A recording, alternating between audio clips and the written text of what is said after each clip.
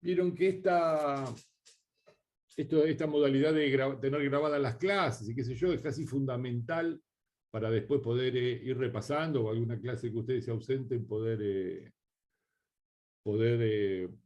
ver la clase, ¿no? Aunque no es lo mismo que sea presencial, pero sí tener la posibilidad de ver.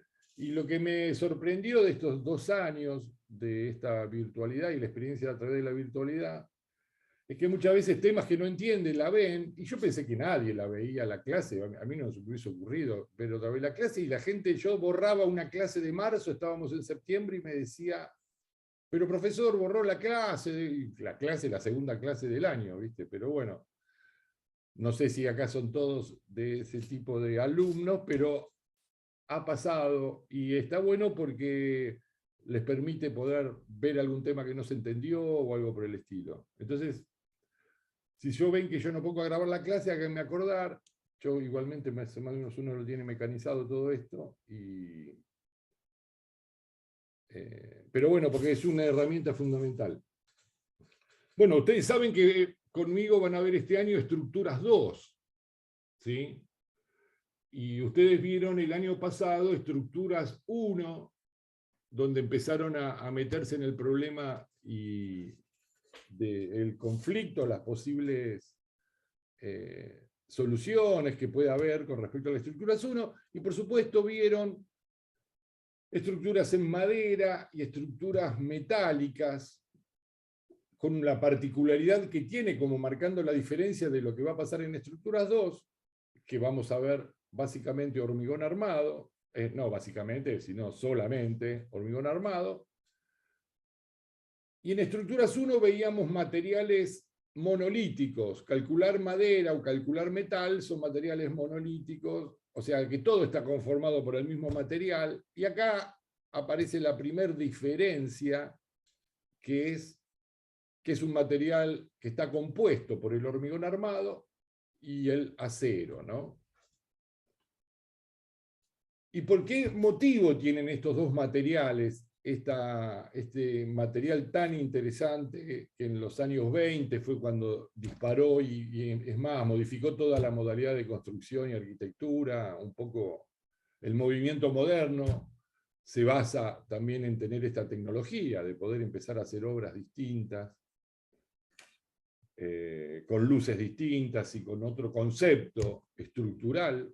Digo otro concepto estructural porque, por ejemplo, por lo menos en nuestro país, la arquitectura que solíamos ver antes de todo esto era la arquitectura de paredes portantes. Todo Buenos Aires y la gran mayoría de esos edificios hermosos que vemos que están hechos en pared portante. Algún ejemplo y alguna mezcla con estructura metálica, ¿no? En esas paredes portantes. Pero básicamente la estructura independiente llega más o menos en esa época, y que de eso se trata un poco la estructura, digamos, actual, ¿no? Entre comillas, depende del tema que estemos viendo, podemos tener estructuras portantes en muchas, por ejemplo, un caso clásico son muchas viviendas en barrios cerrados y qué sé yo. Es una estructura muy razonable, ¿no? Ustedes conocen el ladrillo portante. Y el hormigón armado que nos trajo es una cuestión conceptual a nivel diseño que tiene que ver con la estructura independiente. Yo independizo totalmente, ¿no? Y es una tecnología muy nacional, digamos, obviamente que no somos nosotros que solamente usamos hormigón armado, pero sí es un recurso que tiene que ver con los materiales. Materiales que existen en el país, que se fabrican, o sea, la obtención de cemento, la piedra partida de la montaña. Digo esto, piedra partida de la montaña, porque cuando yo comencé a ejercer la profesión, yo tengo más o menos 30 años de profesión, no se usaba la piedra partida, el granito, ¿sí? Hasta es el mismo granito que uno tiene a veces en la mesada, el más común, el gris mara, ese color gris, bueno, es la misma piedra, obviamente, partida, por eso se llama piedra partida. En mi época se usaba, existía la piedra partida, pero la mayor parte de las obras de hormigón se hacían con canto rodado, que se sacaba, como ustedes saben, del río Paraná. Y bueno, obviamente sacaron tanto, que bueno, por una cuestión razonable y por una cuestión ecológica se dejó de utilizar el canto rodado. y pasamos a utilizar la piedra partida, producto del granito. Lo importante para reafirmar este concepto que estamos viendo es que, bueno, el hormigón armado es un material compuesto por el acero y compuesto por el hormigón. ¿Alguien sabe, porque seguramente han mencionado y hablado el año pasado, por qué tiene que ver esto de, por qué usamos el acero y el hormigón de una manera compuesta?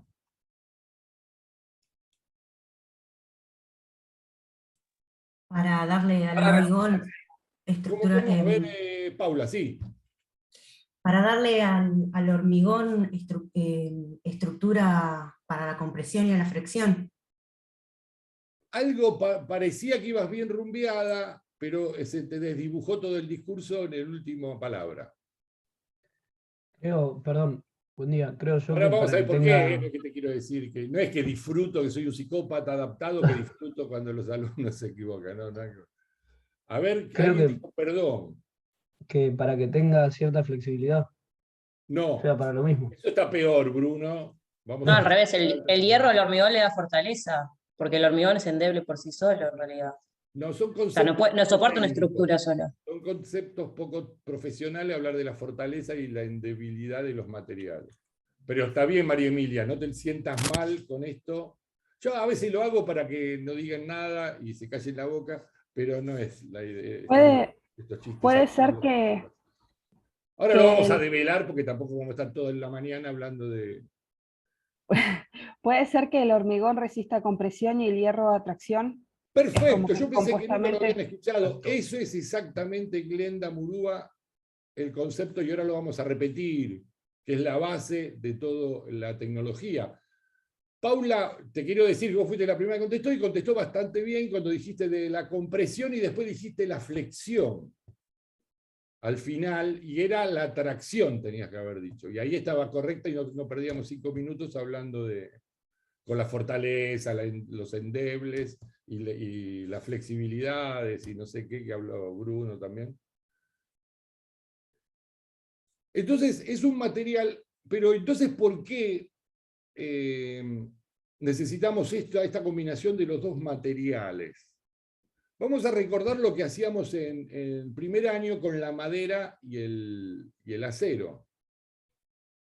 Si nos concentramos en el acero, el material acero se comporta de la misma manera a la tracción que a la compresión. Es un material fantástico. Se comporta de la misma manera, o sea, resiste tanto comprimiendo como tanto traccionándolo. Todos saben lo que es la compresión y la tracción, ¿no? Si yo tengo una barra y la someto a dos fuerzas opuestas, estoy traccionando. La definición de tracción dice que cambia y disminuye la sección cuando se producen estas dos fuerzas, ¿sí? Como que se estira, como uno estira una goma y de golpe, ¡pum!, se achica. Y si comprimo, lo pongo así, que se parezca más a una columna, uno va para arriba y otro para abajo, lo que sucede es que se ensancha la sección o tiende a ensancharse. Esos son porque dos fuerzas convergen al baricentro de la pieza. Fíjense que cuando hice así, como que se deformó. ¿Qué es esto? Pandeo. Muy bien, Glenda Murúa. Pero está silenciada y se te escucha igual. ¿Qué pasa? ¿Cómo puede ser eso? Aprieta el botón. Ah, ok, esa no lo sabía. Claro, y no saben que está silenciada. O sea, vos podés decir cualquier barbaridad y le echas la culpa a Bruno, por ejemplo. Puede ser. Bueno, esto es pandeo. Después vamos a ver cuando veamos columnas a repasar estos esfuerzos, pero me parece interesante la primera clase tener claro los esfuerzos. Porque una de las claves de calcular hormigón, cualquier estructura, lo primero que uno tiene que saber a qué solicitación está expuesta esa pieza estructural. No es una cosa mecánica que uno agarra y dice, bueno, tengo la fórmula esta, pongo, saco la fuerza, no sé qué, no sé cuánto. Uno comienza el cálculo diciendo, esto está comprimido, esto está traccionado, o esto está flexionado. Esos son los tres esfuerzos que nosotros principalmente vamos a ver, y es un concepto básico cuáles son las solicitaciones de cada pieza. Yo tengo que entender a qué está solicitado. Hay dos esfuerzos simples que acabamos de mencionar y hay uno compuesto. ¿Cuáles son los esfuerzos simples? Bueno, es la compresión, que se produce un fenómeno de pandeo. El pandeo es por una cuestión de la esbeltez de la pieza. La esbeltez quiere decir la sección. Viene una persona muy alta y flaca, le dicen esbelta, porque la sección es chiquita y su altura tiene una altura que supera mucho más las otras dos dimensiones. La esbeltez hace que cuando yo lo someto a compresión, eventualmente se produzca una flexión lateral. ¿Sí? Pero el pandeo solo es producto de la compresión. Yo tengo un estante y le puse 14.000 libros y lo separé mucho y el estante es muy finito y hace esto, eso no es pandeo. Eso es flexión. Y este término de pandeo usado en el estante es bastante común en la vida cotidiana. Hay mucha gente, yo he escuchado profesionales que me agarran un dolor de estómago cuando dicen, pandeó el estante. El estante no pandeó. El estante no soportó la materialidad del estante, el esfuerzo de flexión. Que ahora vamos a ver qué es el esfuerzo de flexión. Por eso, después vamos a profundizar en pandeo, porque el cálculo de columna, en un momento verificamos al pandeo, esa proporción que le damos a la columna, bueno, hay que ver cómo anda con el pandeo, que no haga esto, como esta esponja sintética que tengo acá, y pueda... Porque el pandeo es uno de los esfuerzos más, no sé, más interesantes, si llamarlo así. A uno vieron, les despierta interés, cosas particulares. No, la gente, o sea, ¿cómo puedo decir esta definición que nunca se me ocurre ahora? La gente que presenció una columna pandeando nunca lo pudo contar. Es interesante esto, porque se le cayó el edificio en la cabeza. ¿Por qué? Porque el pandeo, a lo largo del tiempo, cuando empieza a flexionar, como el momento que produce la flexión es un momento, ¿se acuerdan? Fuerza por distancia. Uno lo hace mecánico, qué sé yo, pero bueno, y como aumenta la distancia cada vez que pandea, aumenta, y la fuerza es la misma, aumenta el momento numéricamente. Y entonces llega y es interminable, se termina colapsando la estructura. ¿Sí? Por eso es tan importante la verificación del pandeo. Sí, Glenda. Eso tiene que ver cuando hacíamos lo de falla crítica, al momento que dejaba de ser plástico y pasaba... Claro, tal cual, perfecto. Entonces estos dos esfuerzos simples son los que van a regir. Hay otro esfuerzo compuesto, que es la torsión. En hormigón no hay muchos ejemplos de torsión, sí de compresión y tracción, que son los simples. ¿Y los compuestos cuáles son? La torsión, que es cuando uno, como un trapo de piso, retuerce así. No hay ejemplos en hormigón que se calcule torsión, salvo un par de casos puntuales. Después vamos a ver. Y el que sí es como el objeto del hormigón es la flexión, que cuando yo tengo dos apoyos en una pieza y un peso, y esto tiende a flexionarse. Pero se llama compuesto porque está compuesto por dos esfuerzos simples. ¿Sí? Y de ahí tiene que ver los materiales que utilizamos. Si yo esta pieza se flexiona, y por supuesto, esperen que tengo esto, el material didáctico, ustedes pagan una cuota, pero se van a quedar con la boca abierta. Esto parece Noruega, uno pierde el... Bueno, se ve, ¿no? El elemento este está apoyado en dos puntos y yo lo someto a una fuerza, ¿y qué es lo que hace? Se flexiona. Y esa flexión está producida por dos esfuerzos simples, por la compresión y la tracción. Y de ahí vienen los dos materiales. Vieron que hay una banda celeste más chiquitita y una banda negra. Donde, si uno puede decir, la banda celeste, ¿qué está? ¿Traccionado o comprimido? Nada. ¿Cómo? No escuché, Juan. Traccionada. Traccionado. Muy bien, Juan, que porque está en pijama, Juan, no puede prender la cámara, discúlpenlo. Después ya se va a poner. Ahora aprendo, recién me levanté el día. Bueno, me imagino, por eso decía en pijamas, Peinar un poco y se aparece. Fabricio lo mismo. Bueno, está traccionada, perfecto, porque tiende a estirarse la parte celeste. Y entonces la parte negra, ¿cómo está? Comprimida. Comprimida. Perfecto. Entonces, esa compresión, ¿qué material la va a tomar? El hormigón armado. Y esa tracción, ¿quién lo va a tomar? El acero. Por eso utilizamos esta combinación de estos dos materiales. Cosa que en una viga metálica, obviamente el esfuerzo es el mismo, se tracciona abajo y se comprime arriba, pero tenemos el mismo material. Y bueno, los dos, el mismo material toma los dos esfuerzos. Con la madera pasa lo mismo. La madera resiste mucho más a la compresión que a la tracción, esa es la diferencia. Pero obviamente esa tracción tiene que ser tomada por el material, el único material que tenemos. En cambio, el hormigón, tenemos la posibilidad de calcular una parte que necesita, entendiendo el esfuerzo de compresión que hay en esa pieza, y le ponemos hormigón, ¿sí? Que va a estar establecido por la sección, la superficie de esa sección. Profe, Sí, te hago una consulta. Por eso van el acero de mayor sección abajo, porque el hormigón trabaja con la exacto. Esa tracción, también es otra cuestión básica. Donde está la tracción va el acero. Por eso en el una acero viga abajo. convencional va abajo. Si uno empieza a entender la ubicación de los hierros, que es parte del aprendizaje. Nosotros cuando hagamos los cálculos vamos a tener que hacer esquemas y ubicar los hierros donde van. Y en función, en la parte traccionada. Y el hormigón se va a destinar a la parte comprimida. Ustedes seguramente hicieron algún ejercicio o hablaron del concepto de la pieza estructural y el eje neutro. ¿Dónde está el eje neutro de la pieza? Bueno, el eje neutro, ¿qué pasa en el eje neutro? ¿Qué esfuerzo hay? Bueno, no hay ningún esfuerzo, por eso se llama neutro. De ahí para abajo, cuando el momento es positivo, es tracción, y de ahí para arriba es compresión. Dije, cuando el momento es positivo, bueno, ya después vamos a ver, porque existen momentos negativos que ahí pasa otra cosa. Bueno, pasa exactamente lo contrario. Pero bueno, las de eso se núculas. trata un poco. Lo importante es entender ahora estos conceptos, o repasando, mejor dicho, conceptos que veo que tuvieron. ¿Sí?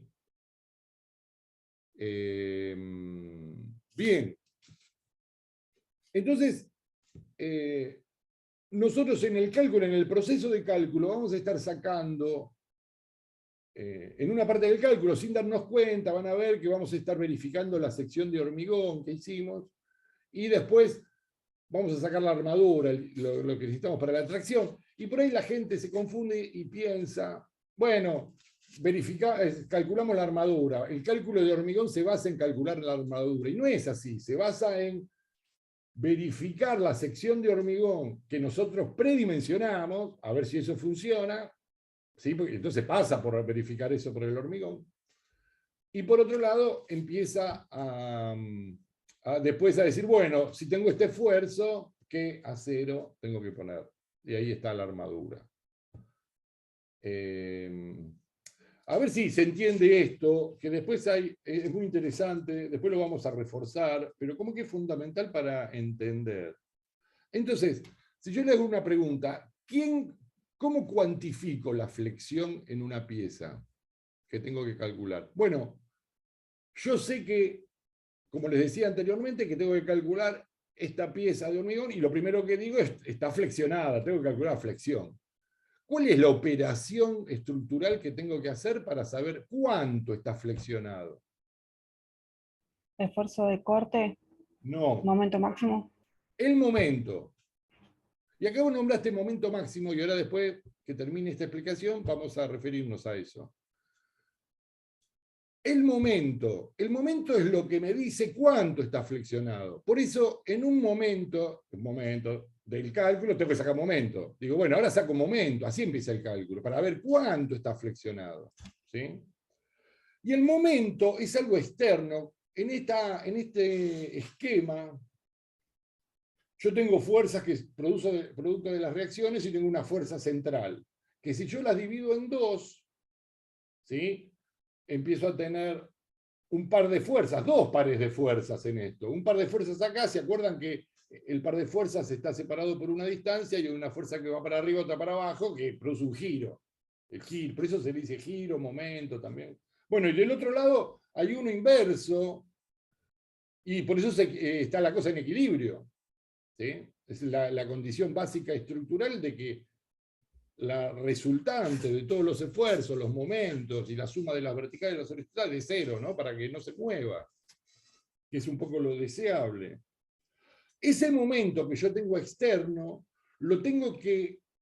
ese par de fuerzas, lo tengo que contrarrestar con un momento más chiquitito que va a estar metido adentro de la pieza, donde yo también voy a tener un par de fuerzas con una distancia chiquitita. Ese resultado en forma numérica, este momento, tiene que ser igual al momento externo, al momento de la solicitación. O sea, ese es el concepto básico de esto. De ahí surge un concepto estructural que ustedes seguramente lo manejaron el año pasado, que es que, entonces cuanto yo más alta tenga la pieza, vamos a suponer en una viga, pero en todas las piezas flexionadas, quiere decir que voy a tener más distancia para la fuerza de tracción y la fuerza de compresión. Y eso significa que va a resistir más. La altura de la pieza estructural, debido a la distancia de separación de las dos fuerzas, esta tracción y esta compresión, hace que sea más resistente. ¿Sí? ¿Y esa distancia se llama sección? No. Bueno, sí, podría ser. En realidad, la distancia se saca de la sección de la pieza. La sección es la superficie, el ancho por el alto, ¿no? Pero exactamente lo que nos importa en ese ancho y ese alto es la sección. El ancho va a determinar más la cantidad de hormigón, ¿sí?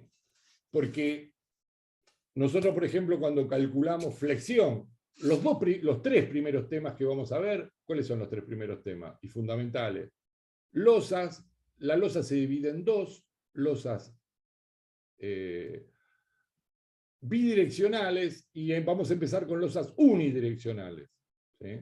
que apoyan en una dirección y en dos. Ahora después vamos a meternos con eso.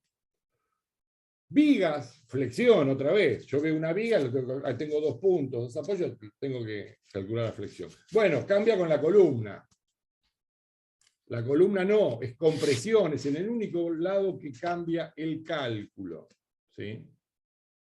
Y base, sin querer, nombré los 4 temas que vamos a ver durante el año. Losas unidireccionales, losas bidireccionales, vigas, columnas y base. 5, no 4, dije cualquier cosa. ¿Está bien lo que dije? Sí. Entonces tenemos losas, flexión, viga, flexión, columna, compresión, base. ¿A qué se calcula una base? ¿Qué suponen ustedes? El material didáctico se van a sorprender. Yo ya sé que están poniendo cara de sorpresa, pero es así, ¿qué va a ser? La compresión. No, siempre hago esta pregunta porque siempre responden lo mismo y no es a compresión. Es raro. Apuntalamiento. Tampoco. Peor eso, te iba a decir. Flexión. No, Bien, punzonamiento, perdón. flexión Ana Mojico, que está ahí callada, que nadie le da bolilla, pero vea que bien le respondió. Y es difícil la pregunta esta que hago. ¿Por qué, Ana, decís que ahí la embarra, Ana? ¿Por qué decís? No, lo mío es medio, yo por el dibujito, si yo me imagino una columna ejerciendo el peso sobre esa superficie. Como te leo la mente lo que vas a decir.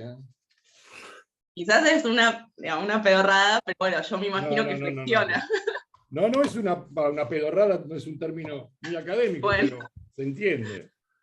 Si yo tengo una columna en una base y presiono, esta base se flexiona la resistencia. Por supuesto que tengo la resistencia del suelo. Y entonces la flexión tiene este sentido en una base, donde en la parte azul hay tracción. Por eso la parrilla, esa que ponemos en las bases aisladas, va abajo. No, si no iría arriba. Y tienen una forma que después ya vamos a profundizar, que tienen que ver con las bases. Pero es muy bien la respuesta, Ana, porque es flexión. Y uno cree que es compresión. Claro, viene todo el peso, la columna, y bueno, y comprime todo. Y entonces, ¿para qué le ponemos una parrilla abajo? es para absorber el esfuerzo de tracción producido por la flexión que se produce en la base. ¿Sí? Perdón, Entonces- tengo una, Sí, perdón, entonces tengo una confusión. Cuando hablamos de bases, entonces hablamos de una platea, por ejemplo, no hablamos de una No. zapata, por ejemplo. no, a ver, está bien esto para ir definiendo, después lo vamos a, cuando llegue el tema, que es uno de los últimos temas del año, pero hablamos de bases aisladas, ese es el correcto. Es la base aislada, es la base que vamos a aprender a calcular este año.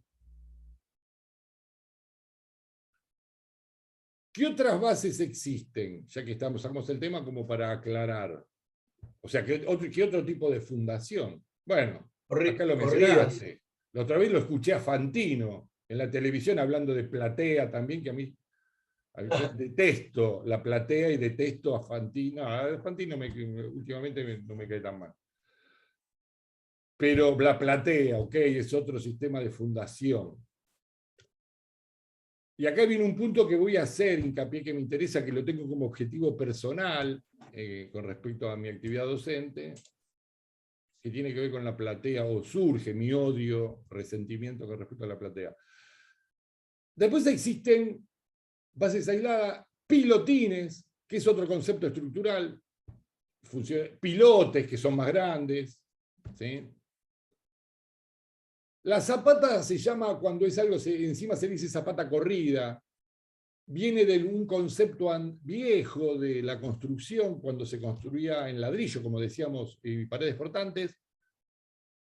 Claro que no existía el hormigón. Gran parte de la ciudad de Buenos Aires está construida sin hormigón armado, la parte más vieja, ¿no? Porque no había hormigón antes, no había cemento antes, se hacía todo con cal, tierra y ese tipo de cosas. El ladrillo es tierra, en definitiva. Y esto que hablábamos, también una cosa importante, esto que hablábamos de el hormigón armado, el cemento, la piedra, el acero, como algo nacional, como algo que tiene que ver con un producto que tenemos acá en Argentina. Una de las que nos caracteriza como país tradicional y culturalmente es el ladrillo también, ¿no? Porque principalmente cuando es interesante esto, tiene que ver con el primer gobernador que hubo en Argentina, que fue determinado por Garay, creo, o Mendoza, no me acuerdo, la segunda fundación, ahora me olvidé quién hizo la segunda fundación. Se llamaba Garay me parece que fue primero. ¿Cómo? Mendoza, Garay fue el primero, me parece. Y después Mendoza No, hizo al la revés. segunda. Mendoza. Al revés, ¿no? Ah. Garay es la segunda, que es donde Es verdad. estableció, perfecto. Acá Ramiro con esa barba tiene una sabiduría, por eso interviene cuando él cree que tiene que intervenir, ¿eh? No es que se pone a tirar cosas, así como hacen la mayoría. Muy bien, Ramiro. Bueno, Hernandaria se llamaba el primer tipo, y la primera orden que dio a la ciudad de Buenos Aires es construir hornos para hacer ladrillos, es construir ladrillos, claro, porque no había nada, tenían que construir la ciudad, y por eso yo digo Argentina, y ahí cometo un error, ¿no? Buenos Aires, digamos, es la zona donde el material tradicional y que tiene que ver con el producto que teníamos era el ladrillo, era la tierra, o sea, eso es básicamente, y es muy interesante reflexionar sobre esto, sobre los materiales nuestros, lo que tenemos, porque curiosamente a través de ese camino hay una cuestión económica también detrás que tiene que ver con la economía, entendiéndola como optimización del recurso, ¿no? No como cosa barata, ¿no? Vieron que a veces se confunde el término económico como barato, sino como aprovechar el recurso al máximo, y obviamente que tiene que ver con los... Por ejemplo, París está hecha toda de piedra, porque abajo tiene piedra, ¿no? Es porque si tenía tierra hacían ladrillos también, ¿no?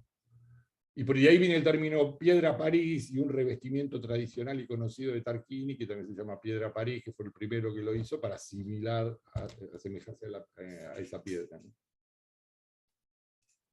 Bueno, la zapata, que dije todo esto y me estoy olvidando por qué estaba hablando de esto. Porque antes las bases, claro, no había hormigón.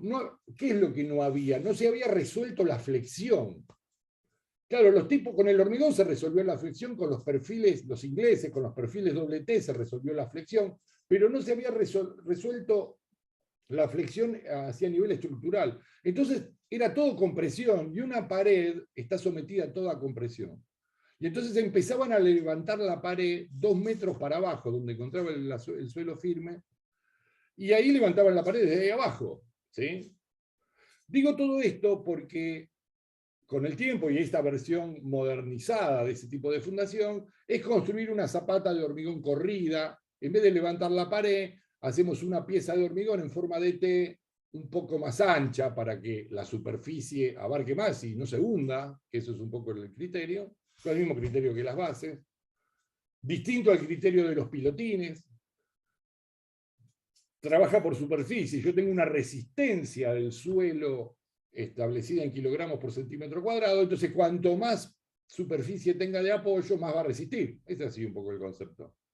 En cambio, el pilotín y el pilote actúan como un clavo. Cuando yo pongo un clavo en una madera, no actúan por la base, aunque hay una resistencia y cuando se calcula el pilotín también tiene ese círculo, esa esfera, si es un pilotín de diámetro 30, diámetro 20 o diámetro 60, obviamente que resiste eso, no es un clavo. Pero el clavo, ¿cómo se queda quieto en la madera cuando yo lo clavo? Por la fricción en todo su perímetro del cilindro, ¿no? Todo el perímetro hace una fricción con el rozamiento del terreno y eso hace que no se hunda, ¿sí? Es otro concepto estructural. La platea es el concepto como el de la base, por superficie, ¿sí? Y ahí resiste.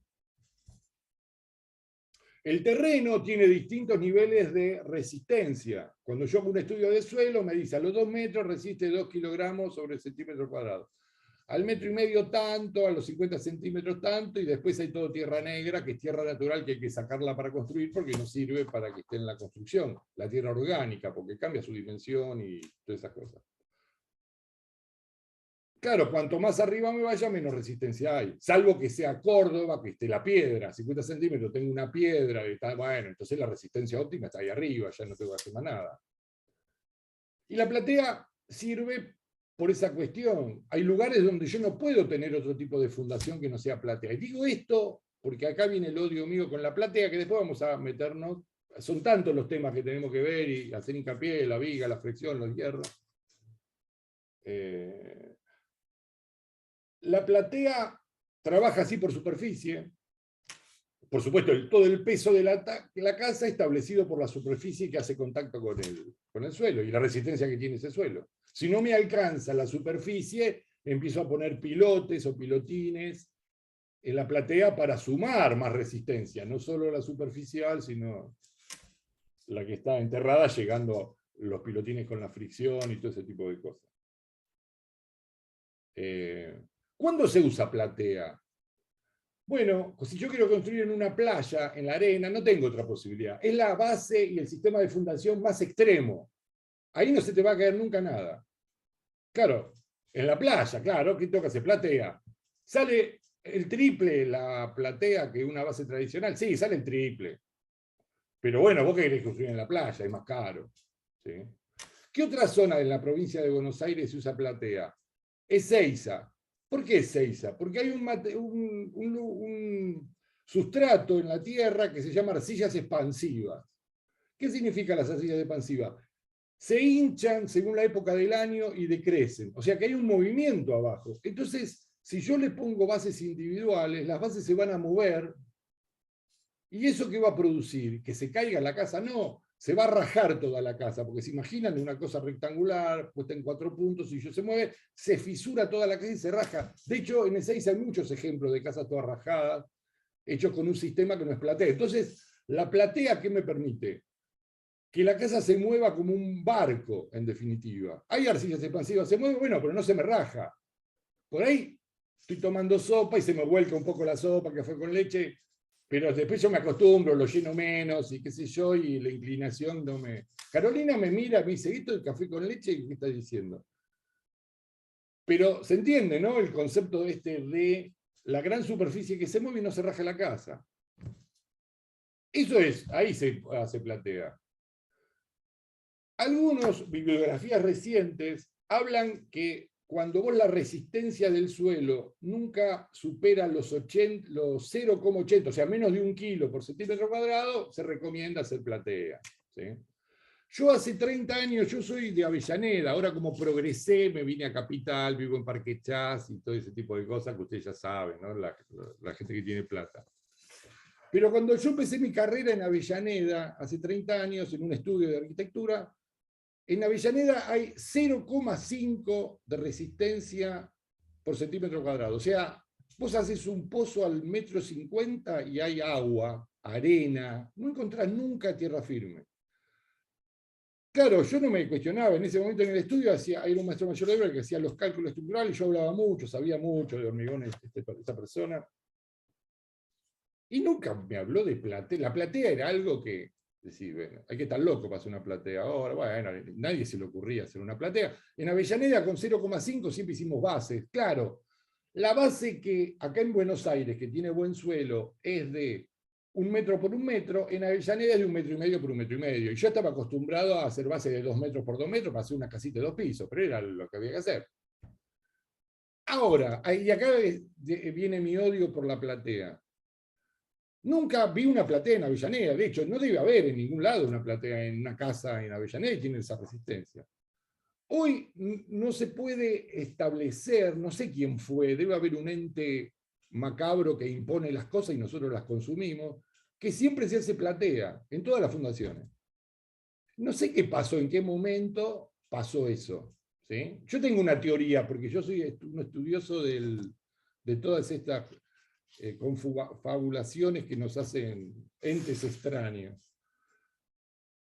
Pero la platea no tiene otro motivo por lo que se expliqué anteriormente, pero ahora lo más común es hacer platea, y no hace falta hacer platea. El otro día en una consulta, un arquitecto me decía, bueno, pero digo, hacé la cuenta del hormigón que gastás haciendo bases aisladas o platea, y el tipo después a la otra entrevista me dice, a la otra consulta me dice, sí, bueno, gasto 200.000 pesos más. Y yo le digo, bueno, y ahí uno puede tener una elección criteriosa y decidir, ¿no? Porque uno puede poner algo a gastar más plata, qué sé yo, pero de pronto no tiene sentido. Tenés un buen suelo, tenés 2 kilos. Bueno, pero igual la plata la pone mi hermana, me contestó. Y era un hombre grande, ¿viste? Porque era la casa de la hermana que lo estaba construyendo. Bueno, y ahí más bronca me da toda esta cruzada contra la platea. A ver, Glenda, que levantó la mano. No, mi consulta es, yo veo que en la zona de countries de Nordelta, que es una zona muy húmeda, se usa mucho la platea, pero siempre me pasó lo mismo. Si uno ve las casas viejas del Tigre, siempre son por pilote. Es contradictorio, ¿no? Y está en Es el medio como de que es la zona que lo que mejor se bancaría, por así decirlo, no es el término arquitectónico, lo sé, pero siempre fue el pilote. Sí, tal cual. Y entonces, ¿a quién se le ¿Moda? ocurrió hacer platea? Y hoy ya te digo, hace un año lo escuché a Fantino cuando se hizo la casa, decir, bueno, lo primero que se hace en una casa es la platea, yo lo digo porque... Y todo el mundo dice, bueno, hagamos la platea, te establecen, ¿viste? Pero bueno, igualmente perdón. vamos a seguir charlando de esto, no se agota acá el tema. Esto es una introducción a una cuestión que tiene que ver con algo más importante, que me parece parte de la formación de ustedes, que es tener espíritu crítico. Porque te venden cualquier cosa, ustedes lo sabrán en la vida cotidiana, ¿no? Viste, vas a comprar fideo y ahora otra vez compré un fideo y digo, ¿cómo tiene 300 gramos? ¿No era de medio kilo el paquete? ¿Viste? Y vos decís, ¿pero por qué? Pues bueno, pasan todas esas cosas, siempre nos están cagando. Hay que estar muy atento y tener ese espíritu crítico para poder... Y en la construcción pasa mucho eso, en todo el ámbito, la construcción es el que conozco, ¿no? Pero después es interesante, porque gente que entiende todo este discurso que estoy haciendo a la hora de construir una casita de un piso, por la duda hago platea, te dice. Bueno, la otra vez me decía, pero el arquitecto me decía, bueno, pero yo me quedo más tranquilo. Bueno, si te querés quedar más tranquilo, anda al psicólogo, porque algún tema hay ahí de inseguridad, pero no le hagas gastar 200 lucas malas al cliente. Bueno, pero igual la guita la pone el cliente. Bueno, estamos perdidos, ¿viste? Caminos a la extinción como raza, no como raza, como nosotros los seres humanos. Pero bueno, ahí tiene que ver con un montón de cosas que se empiezan a mezclar. Pero bueno, ¿qué tiene que ver con todo esto? Lo que estamos hablando, bueno, tiene que ver la fundación, estamos hablando de eso, y tiene que ver con el profesional teniendo un espíritu crítico para poder decidir. ¿Sí? Y no comprando todo lo que uno tiene. Yo creo, para cerrar el tema de la discusión de la platea, que todo nace con la inclusión del steel frame en la construcción Porque los tipos comenzaron diciendo, la base que necesita el steel frame es la platea. Ahí nace en mi investigación periodística el gran tema y se generalizó después. Ahora, vos me podés decir por qué necesitan, sí, yo ya les voy a decir por qué necesitan. Es lo más liviano que una construcción de ladrillo el steel frame. ¿Por qué necesita platea? ¿Por qué me hace gastar? Claro, y la platea no te la incluyen en el presupuesto, ojo, claro, porque no son tarados los tipos, si no harían otra cosa.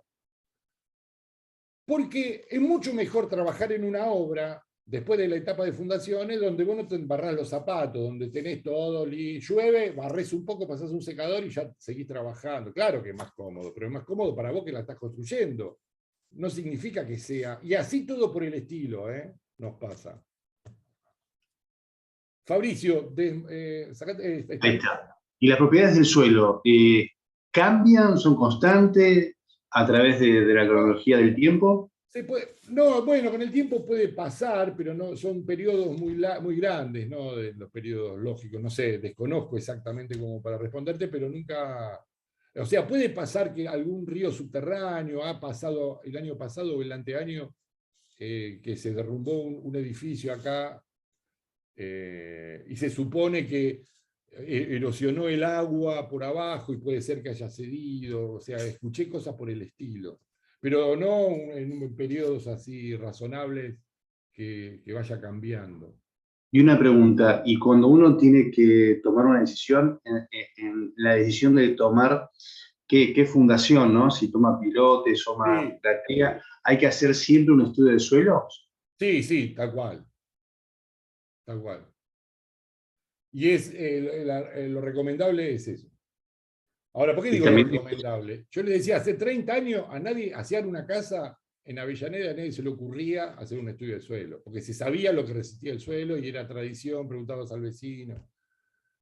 Pero hay particularidades que en un terreno de golpe aparece otra cosa, una particularidad del terreno, no se puede decir. Se sabe que Buenos Aires tiene 2 kilos, que Avellaneda tiene 0,5 a 0,75, entonces uno dice, bueno, calculo con 0,80 y me cubro. Quilmes, otra zona que es muy buen suelo, 2 kilogramos también.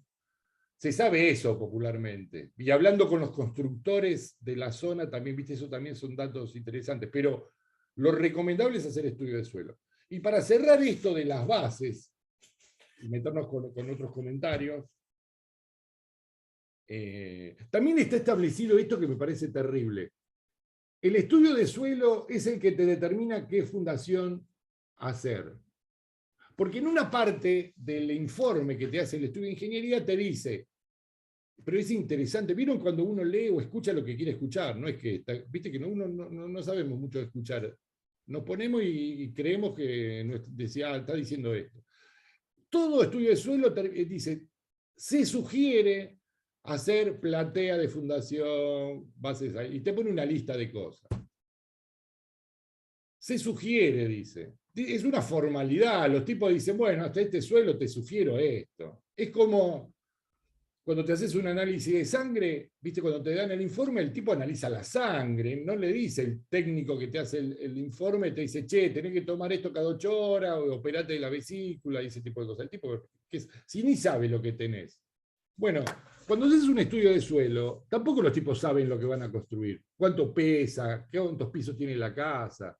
Entonces, ¿cómo te van a sugerir? Te sugieren, y es válido eso, pero leamos bien, dice, te sugiero. Todos creemos que el estudio de suelo te dice, porque los tipos no son responsables de eso después. Sí son responsables del estudio de suelo. El juez, cuando se te cayó la casa, dice, che, acá estos tipos decían que había 2 kilogramos, y la pericia que hagan van a decir, sí, había 2 kilogramos. Bueno, esos solo son responsables los tipos, no la base. La base sos responsable vos, leyendo ese análisis clínico, entre comillas, del estudio de suelo, decir, yo voy a fundar de esta manera. Ese es el punto. Y todo el mundo cree que el estudio de suelo te dice lo que tenés que fundar. ¿Sí? Por eso es un punto importante a tener en cuenta. Por eso vale la pena todas estas introducciones, que vamos a seguir hablando, porque obviamente no es simplemente la estructura, una cosa aislada a todos los conceptos. Si bien vamos a llegar a calcular todo, tiene que ver con toda la construcción en general. Y todos estos conceptos obviamente se unifican en una gran decisión. Es un gran problema técnico, ¿no? Y muy complejo construir, diseñar, y de eso se trata un poco todo esto, ¿no? Que no tomemos como aislados las materias y las disciplinas. ¿Sí? Bueno, vamos a meternos a hablar un poquito, a ver un poco lo del campus y el material de estudio que vamos a necesitar. Yo voy acá tengo, esperen un cachito, voy a compartir la pantalla. No, esta no era.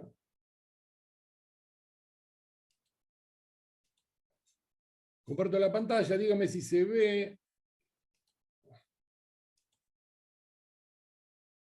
Esperen un poco. Estoy mostrando el apunte que hay en la página de inicio, en la solapa de inicio, dice apunte y guía de trabajo práctico. ¿Sí? Este es el apunte de estructuras 2 que vamos a manejar nosotros. Voy a hacer un repaso general para ver los temas. Bueno, un poco estuvimos hablando en esta primera parte de, fíjense, este elemento viga, columna, y acá hay que explicar una cosa que vamos a ir a estos gráficos, que parece muy básica y elemental, pero tiene que ver con... porque me di cuenta que después de los 6 meses, alguno se quedó colgado con estos conceptos y dice, esto era así, yo no entendía que era así. Bueno, nosotros vamos a ver el tema losa. ¿Se ve el cursor mío? Bueno, losa, el cursor, no la página, sino la flechita, ¿sí? Bueno, así voy marcando con esto. La losa, viga, que es este elemento, o sea que la viga, ¿qué función cumple? Bueno, recibe el peso de la losa, ¿sí? Y la viga descarga su peso ¿en dónde? En las columnas. Y por supuesto las columnas generan la base aislada. Eso es fundamental, ese recorrido. Acá en este ejemplo que es un poco lo que hablamos, acá hay una viga, hay columnas, y fíjense, arriba en la estructura también hay otra columna, y hay otra columna. Claro, al elemento estructural lo deforma de esta manera. ¿Sí? Claro, en esta primera parte donde hay 2 apoyos, se ve que hay una tracción en la parte inferior, por eso los hierros van abajo, un poco la conclusión que sacaron. Y en esta parte, fíjense, los hierros de cálculo van arriba porque es como que hay un voladizo, se llama ménsula esta parte de la viga, y flexiona exactamente al revés de lo que flexiona la otra. Acá hay un ejemplo, que lo hizo José Peirano, el apunte este, que es uno, ustedes van a ver algunos videitos de José también. Ahora después vamos a ver quién es José. No sé si lo conoce. Dice, bueno, esperen que quiero correr esto. ¿Por qué no puedo? No, profe, cuando es PDF aumenta, si no, hace... Bien. Entonces ahí sí me deja correr, perfecto. Dice, momento positivo, la carita riéndose, ¿viste? No es muy feliz esta comparación, pero José, les cuento quién es José Peirano, que es un hombre pelado que van a ver, y es uno de los dueños de Integral, entonces con mucho respeto, y es el ingeniero donde todos aprendimos estructura, es un especialista en estructuras de hormigón armado, bueno, es un estructuralista de toda la vida. Bueno, y entonces también vamos a compartir algunos videos de él. Y esto lo hizo él, yo le digo que está buenísimo, pero bueno, vieron que hay una carita que se está riendo y otra que está enojada, digamos. El momento negativo es cuando está enojado y el momento positivo cuando se está riendo. Yo le digo que es una idea fantástica, por supuesto, pero es esta carita así y acá está enojada. Bueno, y eso me determina dónde van los hierros. Si es negativo el momento o está enojada, va arriba los hierros, y si no, va abajo los hierros.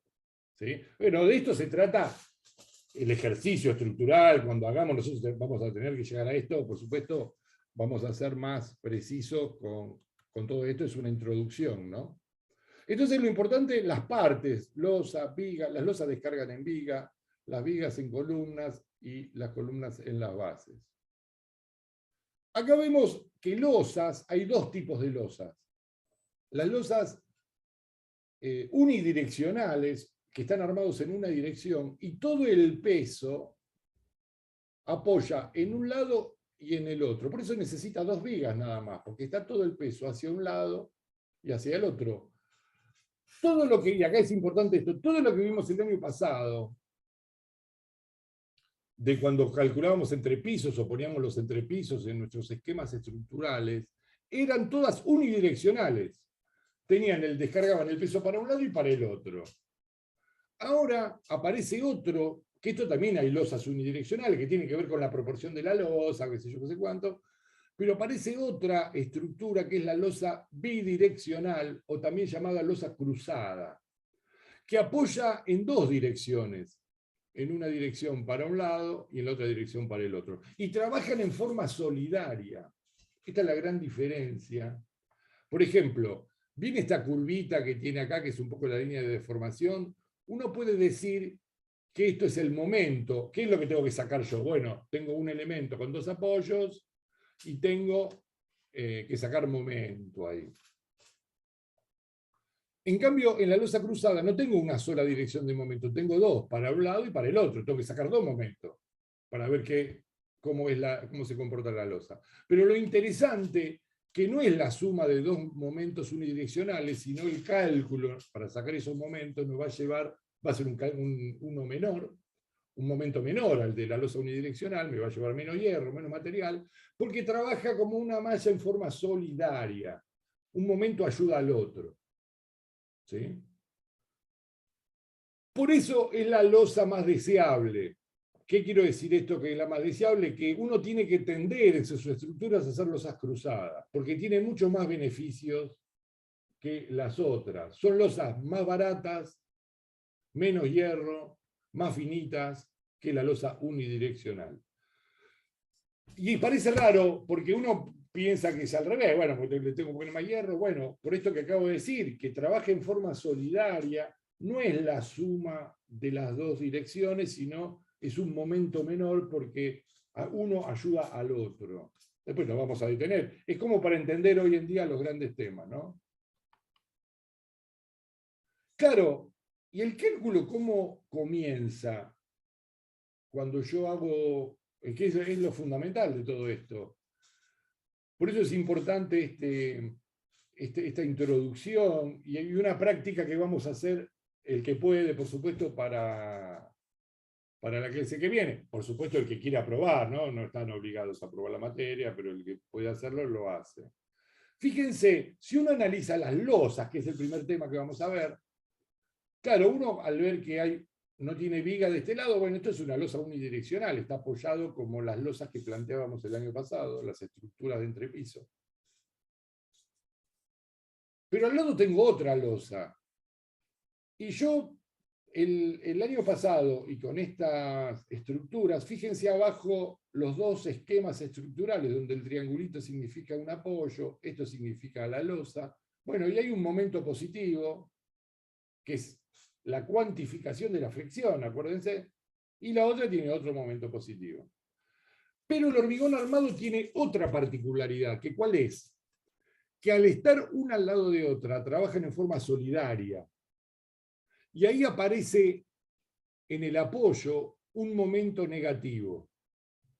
Es decir, este momento negativo lo que hace es exactamente esto, y esto es fundamental. Voy a dejar de compartir un ratito para que ustedes puedan ver esto, que es una diferencia.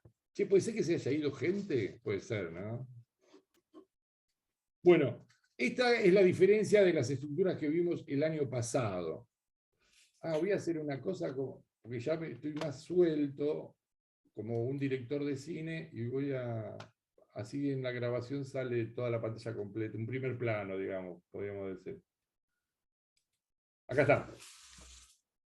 Fíjense, claro, si yo tengo una fuerza, un esquema estructural que se llama isostático, que así se llama esto, isostático, y yo le tengo un momento positivo, ¿sí? Pero yo tengo un elemento con 3 apoyos, recibe otro nombre, el nombre es hiperestático. ¿Por qué tiene el nombre de hiper? El concepto de hiper está en función de que tiene algo de más. No necesita, claro, una pieza lineal así con 2 apoyos se tiene que aguantar. Bueno, después hay que diseñar la pieza y calcularla. Si le pongo 3, tiene un exceso de apoyos. Ese es el concepto físico nada más. Y lo que produce esto, cuando se deforma, fíjense que esa parte azul de la estructura traccionaba y la parte negra en el apoyo también tracciona, al revés. O sea, produce una cosa inversa. Lo mismo cuando yo tengo un voladizo. El voladizo, lo que explicamos en los dibujos, la parte azul tracciona y en el voladizo la parte negra tracciona, ¿sí? Porque se estira de ese lado. ¿Vieron cuando uno rompe una goma? ¿De dónde se rompe? Bueno, de la parte que empieza a traccionar, ahí se empieza a abrir la goma, cuando una goma de lápiz, ¿no? Bueno, diferenciar con lo del año pasado. Yo voy a tener que calcular 3 momentos, el momento negativo en el borde, el positivo acá y el positivo acá, y poner 3 armaduras, ¿sí? Y acá justo en el apoyo le voy a poner hierros arriba, porque nos necesita arriba, porque tracciona arriba. ¿Y eso cómo lo sé? Bueno, lo sé porque observo el esquema estructural y lo interpreto. No hay nada mecánico que me lleve a hacer eso. Si no, yo tengo que interpretar el esquema, el plano, el esquema estructural. Estos sistemas hiperestáticos es lo que nosotros este año vamos a resolver. Vamos a resolver isostáticos, pero también hiperestáticos. Otra diferencia que tenemos con el año que pasó. Voy a seguir compartiendo esto, así seguimos. Esperen un cacho. No sé por qué quedó Carolina Pérez. Compartir pantalla, perfecto.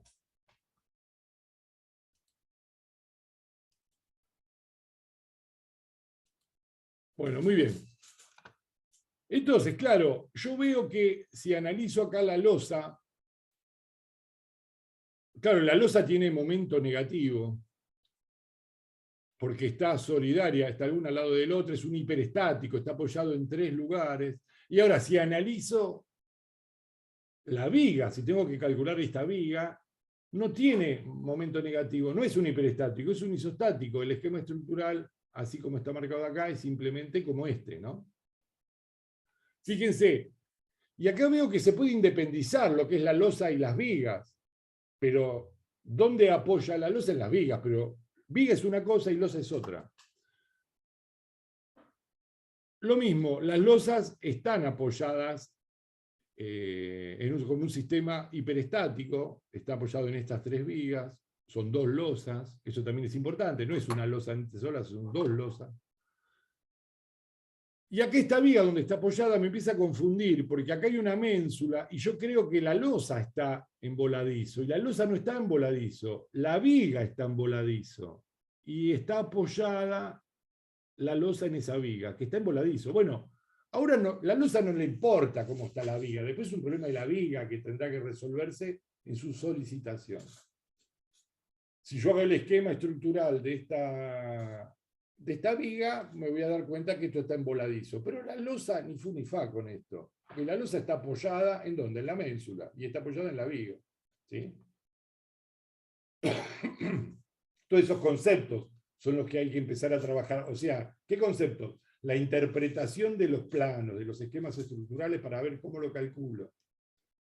Fíjense acá, hay toda una losa en una dirección en este sentido, pero está apoyado en 2 vigas, y esas vigas sí tienen momento negativo porque es un hiperestático. ¿Sí? Tiene 3 apoyos. Siempre en el apoyo hay un momento negativo. Acá se combina un hiperestático con un isostático, pero con un voladizo de la losa, como sería un balcón, ¿no? Y acá entramos ya en la primera parte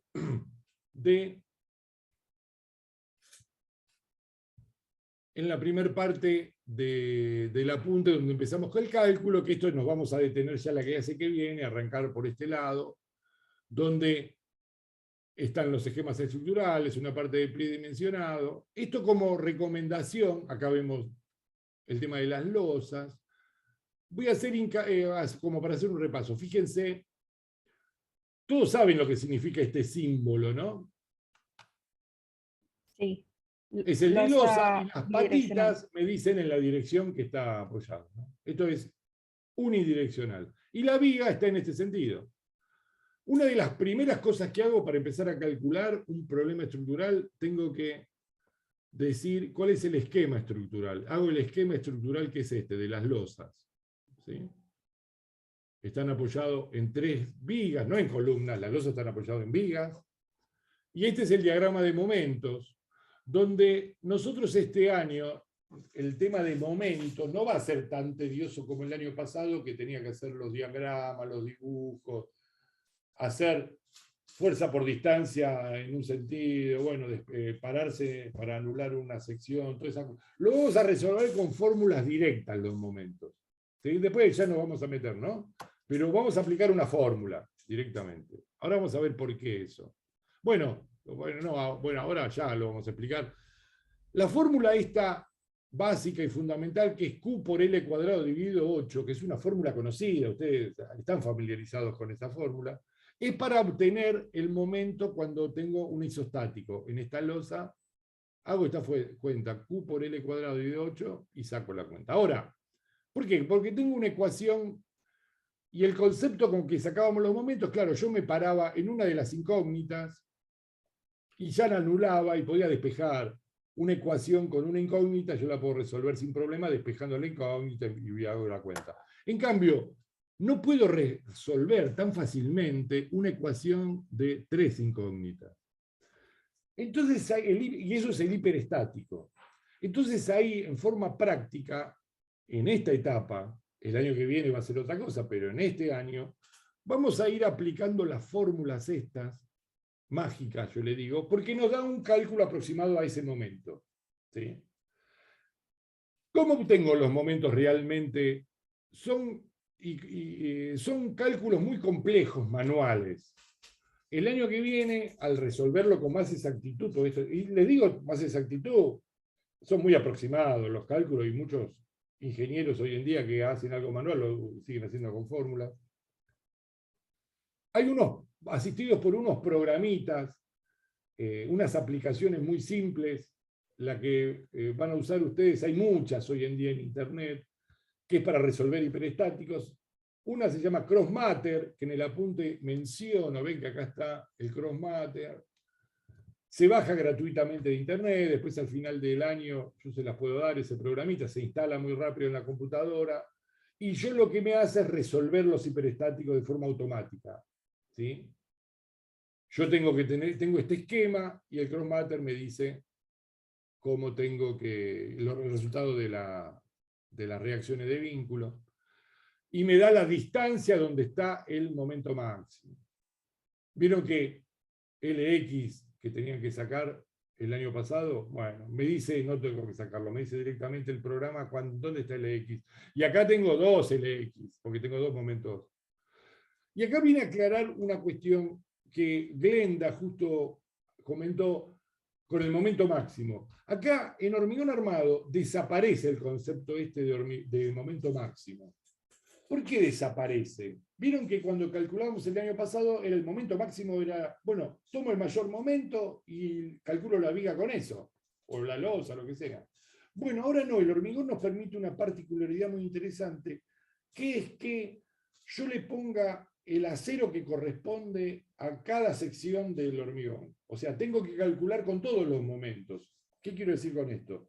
Yo acá tengo que calcular con el momento positivo, y le pongo los hierros a esta losa que me da en este momento. Si acá tengo otro momento, que puede ser el mismo u otro, hago otra cuenta, no es que calculo con el momento máximo y hago todo. Y el momento negativo, que siempre es el mayor, le pongo los hierros en la parte negativa. Pero tengo que calcular todos los momentos de la pieza estructural.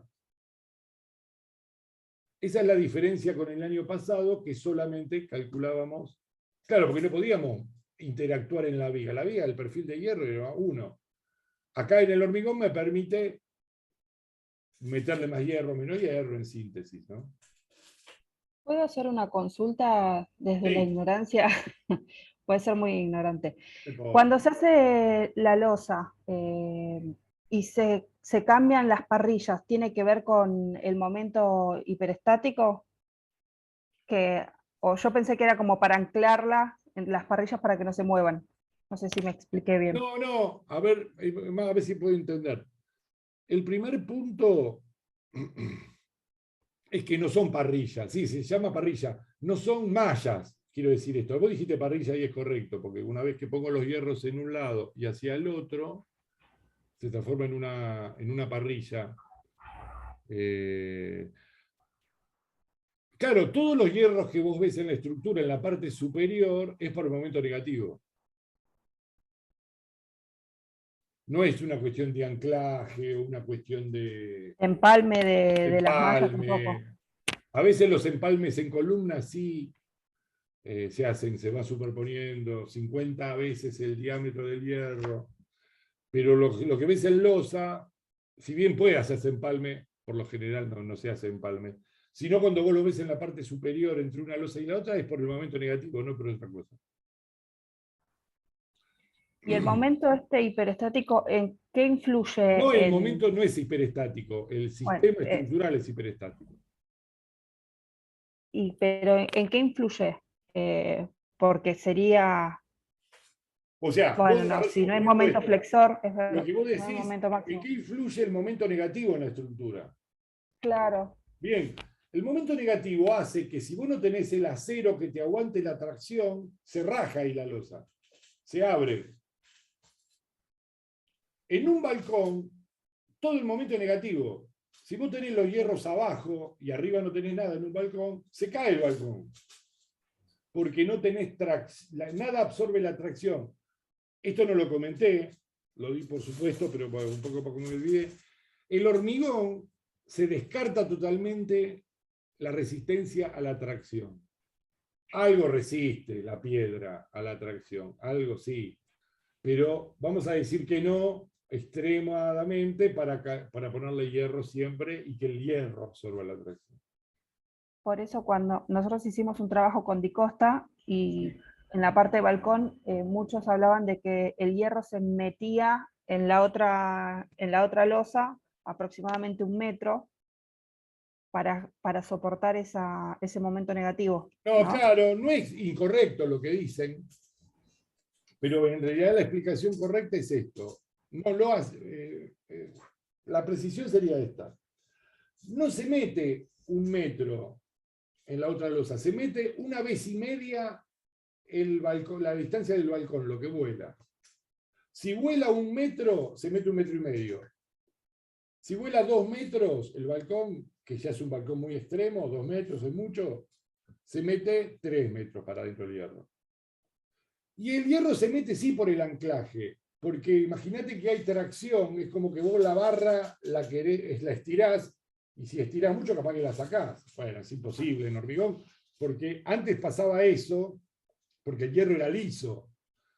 Al ser el hierro liso se le hacían ganchos, ¿no? Hoy con el hierro estriado que tenemos, no hay desplazamiento, salvo estructuras muy importantes, que sí los ganchos hay que diseñarlos, pero las estructuras comunes, normales de una casa, de un edificio de luces normales, se siguen haciendo los ganchos por una cuestión de tradición, pero es imposible que se produzca un desplazamiento por ese nervado que tiene el hierro, ¿no? Pero, ¿se entendió Glenda? Bien, perfecto. Bueno, cuando nos metemos con losas cruzadas, ya alguno está repodrido en la clase esta, pero bueno, es la introducción. El momento no lo vamos a poder sacar con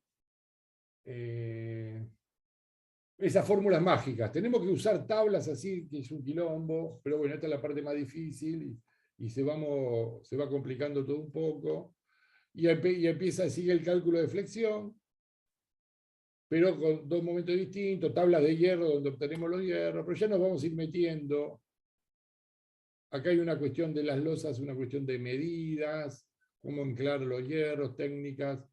Una cosa muy importante que nos vamos a ir metiendo es si una losa está al lado de la otra, va a colaborar de alguna manera, entonces tengo que saber cuánto va a colaborar, y de eso se trata también todo lo que yo llamé en un momento la interpretación de...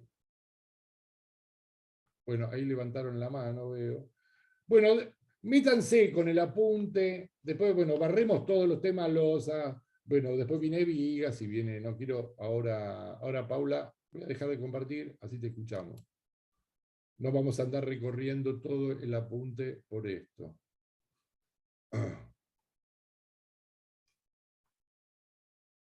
A ver, Paula, porque acá quedó anclada en el coso que hice.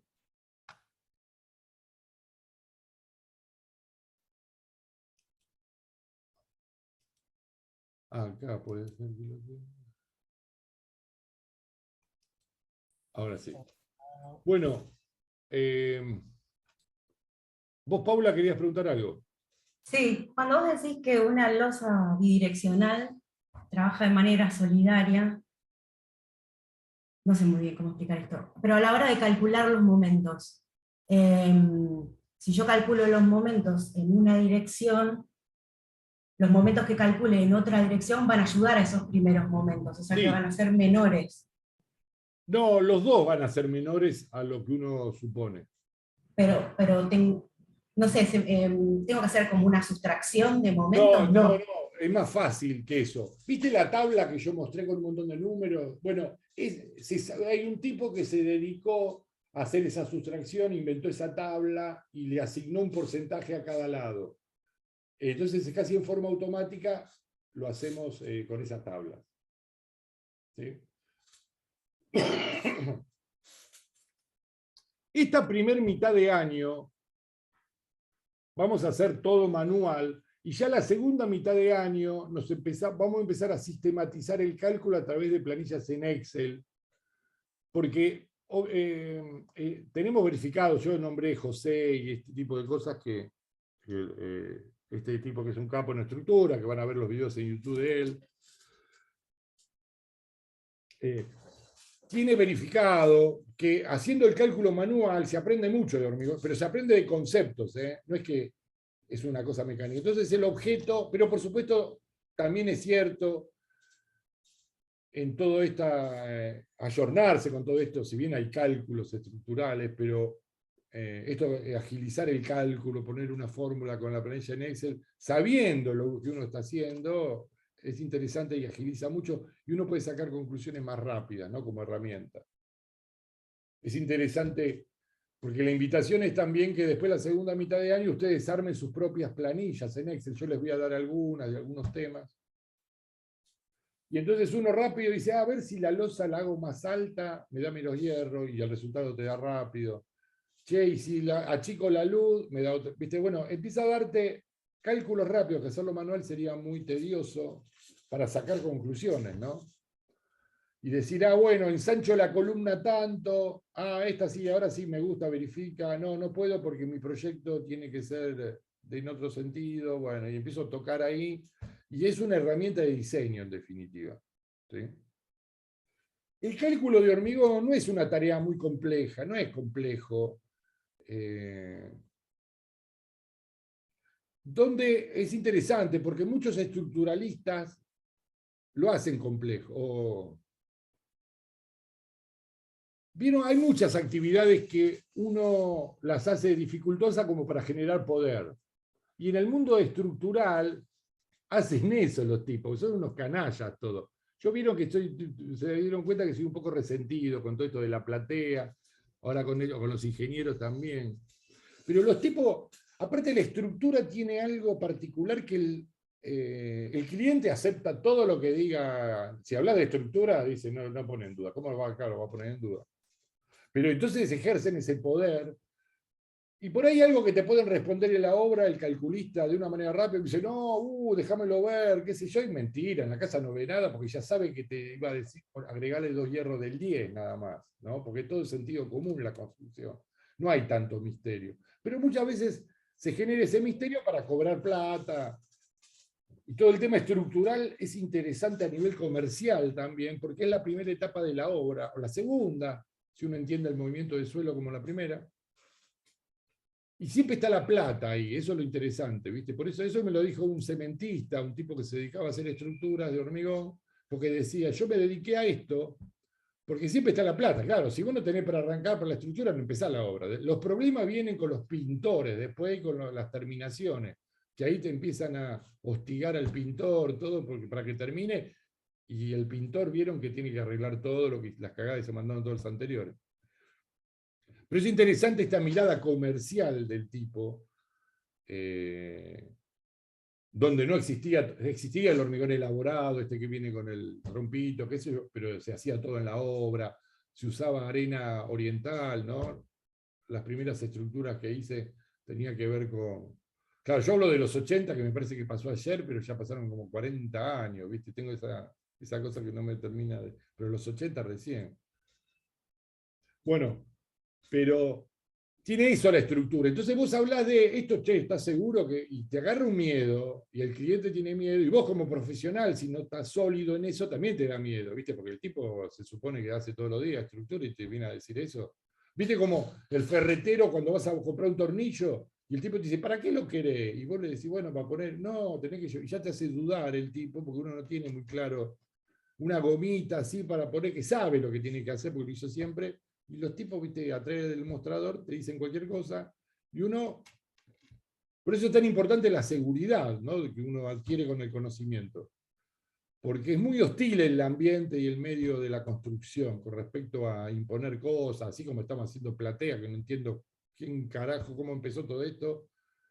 Y así un montón de aspectos en la obra y ese tipo de cosas. Por ejemplo, que tiene que ver con el hormigón, y con esto vamos cerrando, porque yo ya con mi reloj biológico, yo como ya me cansé. Es un poco, disculpe que sea un poco profesional, pero es la realidad. Hay programas para hacer cálculos de hormigón. Ah, no, vamos a cerrar con otra cosa que era un poco una tarea para charlar, empezar a charlar en la clase que viene. Hay programas en el cálculo de hormigón, donde por supuesto no hay desarrollos argentinos, aunque acá hubo mucha tradición de los años 40 de hormigón con el Instituto de Cemento Portland. Hay un estudio que tiene desarrollos en unos ejes muy sofisticados de programas, que es el ingeniero Pozzi Azaro, que es de los años 40, el estudio de ingeniería, y tiene unos programas inclusive bastante económicos para comprar. Está dividido todo en etapas. Bueno, pero el programa BD, digamos, del ambiente es el CIPECAD. Muchos calculan con el CIPECAD, muchos ingenieros. Y está todo adaptado al cálculo europeo, a la modalidad de construir europea. Y hay una gran diferencia. ¿Ustedes oyeron hablar en las vigas de caballetes o barras dobladas?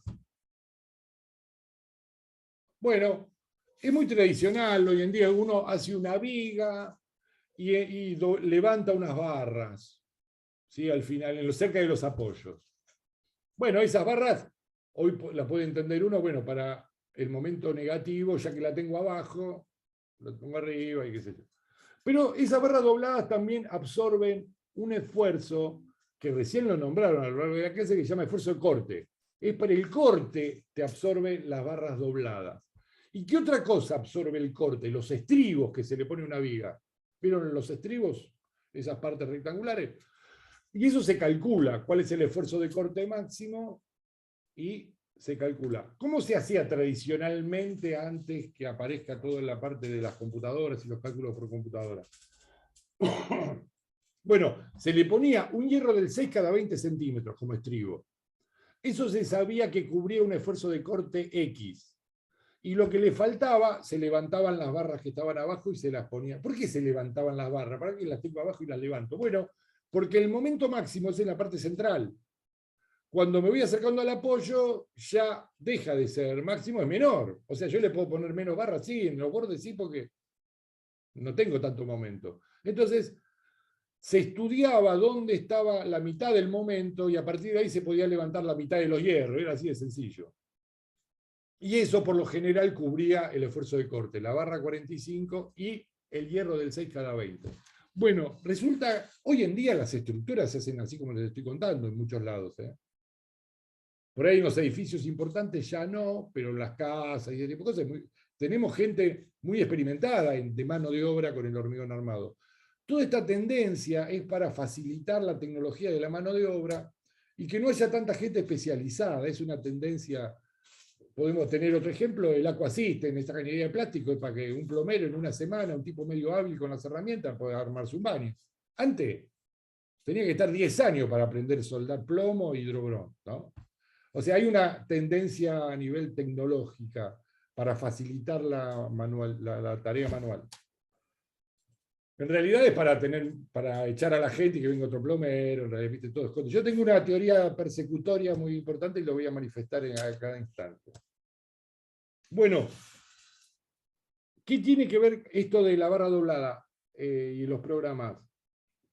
Porque estos programas de computación no te calculan doblando la barra. Lo hacen, absorben el esfuerzo de corte todo con estribos. Y entonces aparecen, antes era un estribo del 6 cada 20, porque el hierro del 6, con una tenaza lo podés doblar. Hay un aparato, herramienta que se llama Green para doblar. Pero bueno, con una tenaza también lo doblas. Una cosa fácil, maleable.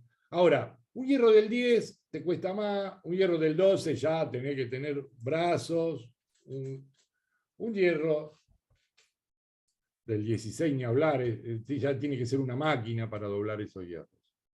Para hacer, aparte, los estribos en una viga o en una obra, vos decís, son 350, 500 estribos. Tenés que tener un muchacho en la obra haciendo 500 de esos cosas. Y era muy razonable esto de siempre hacer el hierro del 20. Bueno, acá Juan dice si van más juntos los estribos. Claro, porque ahora al absorber el esfuerzo de corte a través de los estribos, tenés que ponerlo no cada 20, puede ser cada 5, un hierro del 10 cada 5, qué sé yo. Depende del esfuerzo que tengas que soportar. Bueno, los programas de computación resuelven de esa manera. Entonces, los calculistas te dicen, no, ahora la nueva tecnología es esta, porque el programa no lo hace. Miren lo miserables de los ingenieros. A mí me encanta hablar mal de la gente. Pero es una cuestión de miserabilidad. No es que no se hace más. No se hace más porque vos no lo querés hacer. Porque a vos es más fácil que te saque la computadora el cálculo y diga, bueno, hágalo así. A mí me jodés si no tengo que estar una semana más laburando. ¿Se entiende a los límites que llega esta cosa miserable? Bueno, y eso se va imponiendo en la sociedad, en las modalidades, y pequeños intereses de pequeños sectores, ¿viste? Es así de loco.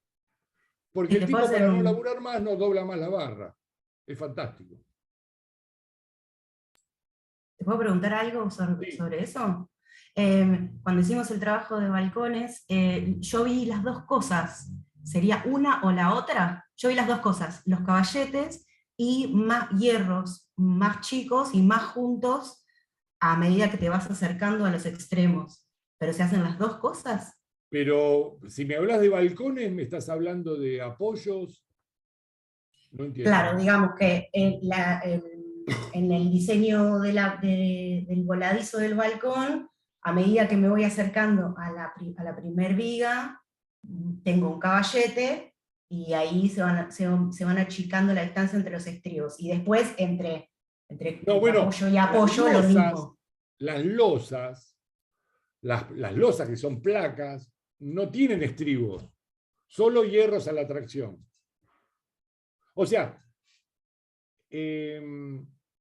la losa, balcón, le llamamos balcón, y ahí hay un pequeño error, porque el balcón es de uso, o sea, el balcón es el que yo tengo en la maceta, que salgo a través de una ventana, o sea, estructuralmente se llama voladizo, pero le decimos balcón, porque puede haber un espacio en una casa que tenga una maceta, yo salga a través de una puerta, y tengo una baranda, y no sé, un balcón estructural, sí, porque es una losa en una dirección, no necesariamente tiene que volar.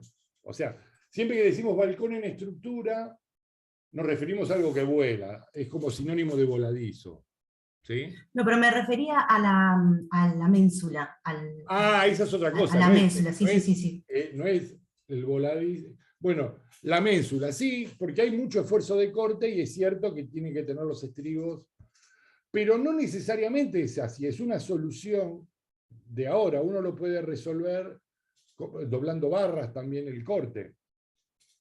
¿Sí? Pero yo vi los dos casos, eso es redundante, usar estribos a más corta distancia y además los caballetes, eso es una redundancia, No, digamos. porque lo que puede estar pasando ahí, para ser preciso, que claro, vos tenés, esa ménsula siempre viene acompañada de una viga al costado. Entonces viene el hierro por abajo, Y al mismo hierro vos lo levantás cuando ya la viga no lo necesita más, y eso sería el caballete, y va por arriba. No absorbe el esfuerzo de corte esa barra, porque en ese punto del voladizo está para absorber el momento negativo de arriba. ¿Sí? Profe, el esfuerzo de corte absorbe antes de la viga, antes de pasar al voladizo. Claro, justo antes de la viga. A lo mejor esa barra doblada sirve para el corte, para la viga anterior, no al voladizo. Ese es un poco el punto. Una consulta que usted dijo hoy que es 1,5 el voladizo, meter los hierros para adentro de la losa, pero también se puede tomar, puede venir que sea entero. Sí, claro. Eso cuando hay una especie de empalme, cuando el hierro viene entero, ya se cumple de por sí esa premisa. Es para el anclaje del hierro, nada más. ¿Sí? Bueno, vamos a ver ahora en el campus, esperen un cachito, comparto la pantalla. Ya estamos terminando. Para algo que vamos a hacer, van a traer ustedes la clase que viene. Acá hay bueno, está el programa, los trabajos, el apunte que acabamos de ver, eso, que yo les recomiendo que lo bajen el apunte y lo tengan impreso en lo posible. Yo digo esto porque a mí me resulta más práctico. Yo entiendo que por ahí nuevas generaciones, por ahí ya se acostumbran a leer en la pantalla y eso que, bueno, yo lo dejo a criterio de ustedes. Yo como yo aprendí a dibujar con el tablero y a lápiz.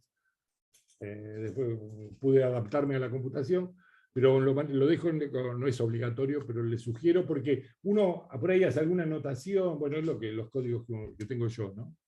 Consultar tablas, está todo ahí, las fórmulas. Uno los exámenes los puede hacer con el libro abierto, los exámenes que van a hacer lo pueden consultar esta guía, que es como un manual, ¿no? El apunte de estructurado. Vamos a ver a lo de los trabajos prácticos, que en el primer tema es losas unidireccionales.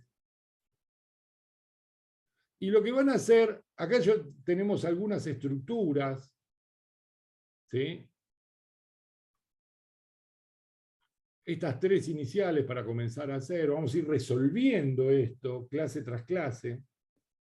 En esta primera instancia, ustedes van a ir resolviendo de una clase para la otra y lo vamos a corregir en clase, como para ir cerrando, va a ser un poco así el sistema, esta sería la guía de trabajos prácticos. Bueno, vamos a hacer un pequeño repaso. Los circulitos todos saben que es la columna. Este círculo que dice 1, que así se llama la losa, y tiene 2 patitas, significa que está apoyando para este lado y para este lado. Esta línea que está acá, y que encima dice B1 y B2, son las vigas.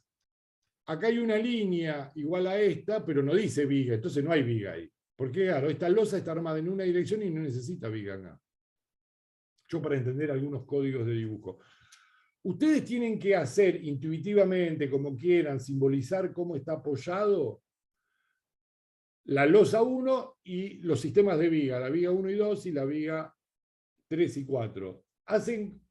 Obviamente que si leen el apunte, la primera parte, vieron que hablamos un poquito de eso y explica un poco cómo es esta lógica. Y por otro lado, hacer el diagrama estructural de las vigas también.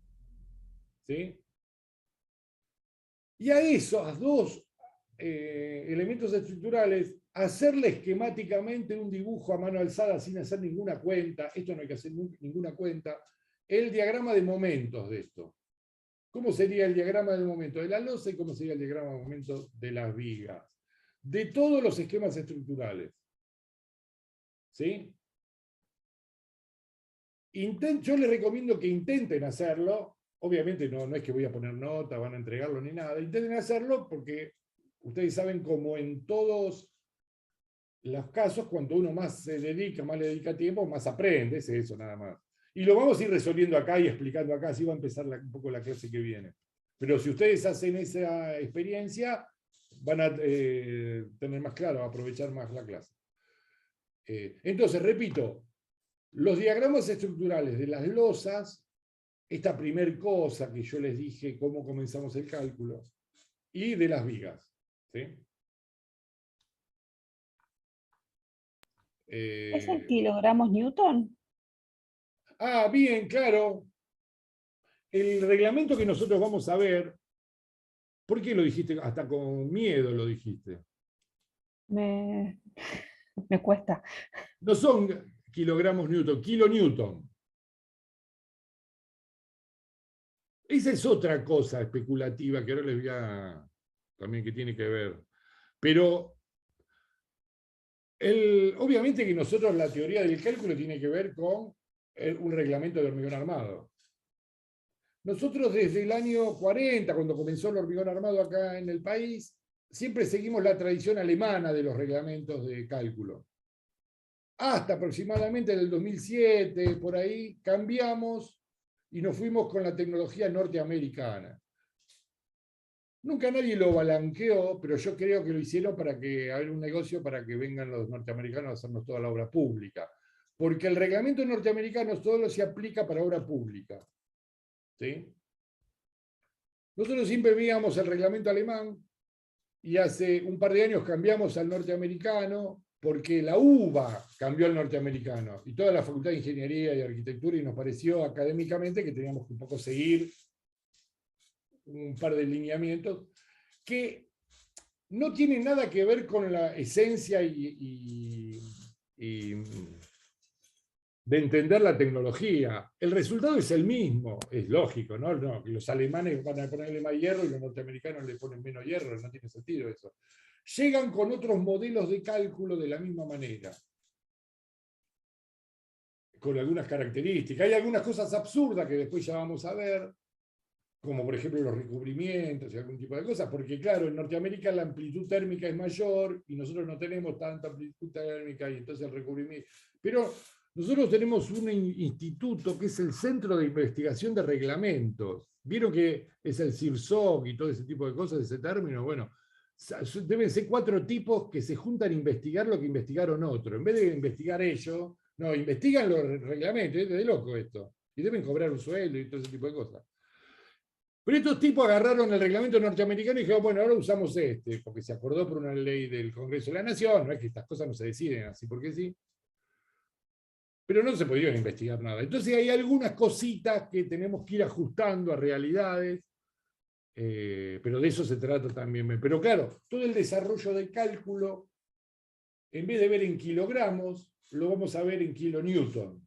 Esa es una de las dificultades, que yo supongo que el año pasado ustedes manejaron esas cosas también. Ariadna dice más o menos y Paula dice que no.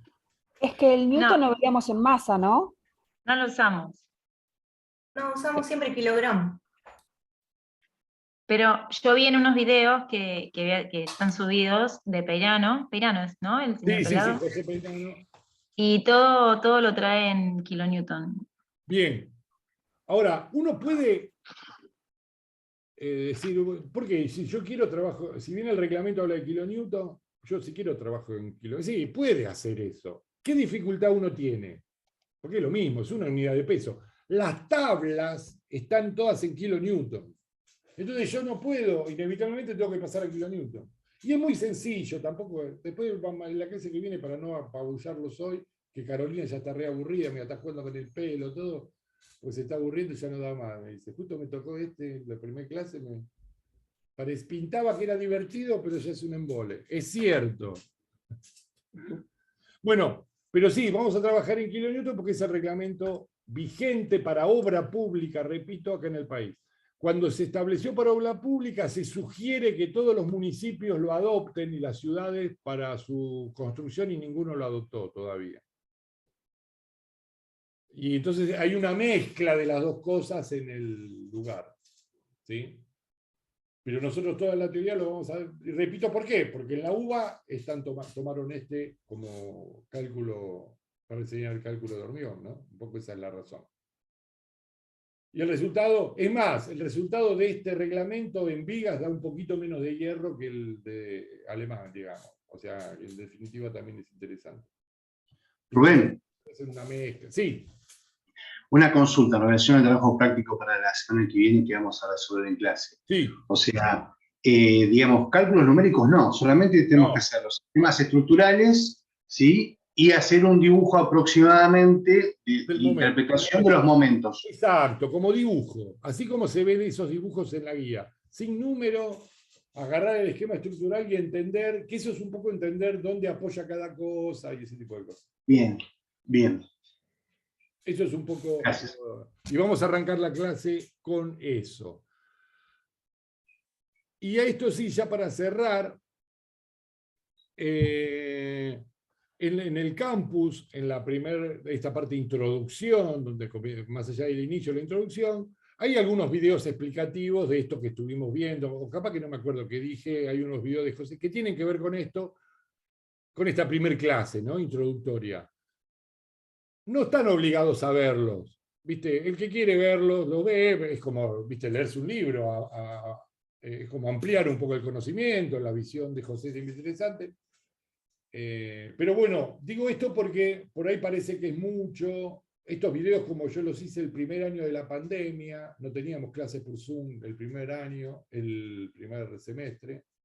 Entonces eran todas clases grabadas, bueno, hasta que nos acostumbramos. Entonces era necesario, y el material lo tengo, entonces digo, también lo pongo para... Capaz que dije otra cosa en ese momento y puede ser interesante también, ¿no?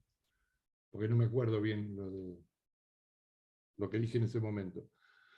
Pero bueno, quiero recalcar esto, no es obligatorio, no es que uno, sí, ahora en la semana me tengo que ver un video, son videos cortitos de 10 minutos por otro lado. Se supone que con lo que vemos en las clases así por Zoom, salvo, puede ser que una clase esté grabada, hay clases de teoría que da José, bueno, esta clase, no tenemos esta, pero vean en la semana esto, que puede haber una clase en el año de esas características. ¿Sí? Bueno, si les parece, nos vemos... tendría que ver... bueno, dejamos los presentes para la clase que viene. Así y empezamos con eso y vamos registrando eso. Y la clase de hoy la estoy grabando y la voy a subir en el día de hoy, seguro que queda subida. ¿En dónde? En el lugar donde corresponde lo de la clase, donde dice clase de hoy, y ahí va a quedar grabada. ¿Sí? En la clase Rubén, de introducción. Sí. te quiero hacer una consulta más de organización. Se supone que nosotros tenemos el sábado con vos práctica de obra también. Sí, pero este sábado es feriado. Ok, joyo. Pero sí, conmigo tienen. Porque no tenemos todavía la carpeta de la materia en el campus, o por lo menos a mí no me apareció todavía, entonces quería confirmar. Entonces este sábado no, el que viene. Yo esa todavía la tengo que terminar tengo que borrar porque están habilitadas todas las clases, tengo que borrar todo eso. Pero sí, ustedes, está bien lo que me hiciste recordar, tenemos práctica de obra y nos vemos los sábados. ¿Y qué vamos a hacer? ¿Cuándo te dice que empiezan ustedes? No dice nada al respecto, por eso te lo quería preguntar. Se supone que nosotros tenemos 2 clases al mes o una cosa así, pero no sé cómo es. La dinámica va a ser así. Cada 15 días, o sea, va a ser un día sí, un día no, un sábado sí, un sábado no. Las clases de práctica de obra, porque va a haber trabajos, videos y ese tipo de cosas. Más allá del Zoom, de cada 15 días. Y se va a alternar con el turno noche. El turno noche va a tener la otra. Yo esta semana, ya que nos conocemos, les voy a decir cuándo empiezan ustedes y cuándo el turno noche. Y así alternamos cada 15 días y todas las semanas en práctica de obra para evitar inconvenientes. En la semana yo les digo, nos vemos este sábado, más allá que uno lo puede ordenar también, pero va a estar, porque algunos se olvida, se distrae y no sabe. Les voy a mandar un mensaje diciendo, nos vemos este sábado, entonces no va a haber dudas. ¿Sí? Genial, gracias. Eso con respecto me había olvidado lo de práctica de obra. Y después había otra cosa que me parece importante, pero no. Con eso estaríamos. Bueno, si les parece, nos vemos el lunes que viene, a primera hora. ¿De acuerdo? Apretá el botón rojo, profe. ¿Cómo? Apretá el botón rojo. Para que deje de grabar, ¿no? No, el botón de esos 4 colores que tenía ahí. Yo te dije algo que me hagas acordar y no me acuerdo qué ahora. Me estoy diciendo que apriete un botón de los que tiene ahí, esos, que no sé, que son potes ahí abajo en la mesa. No entiendo, Juan. Habla de la mesa, profe. Ah, Lo que usás como... el botón rojo de Putin, decís vos, tengo todo acá. No, esto es tinta. Ah, eso querías decir, ahora entendí. Era un chiste, pésimo chiste, por supuesto, pero... Bueno, un gusto y nos vemos. Y la clase que viene ya nos ordenamos con las listas y todo eso y las presencias.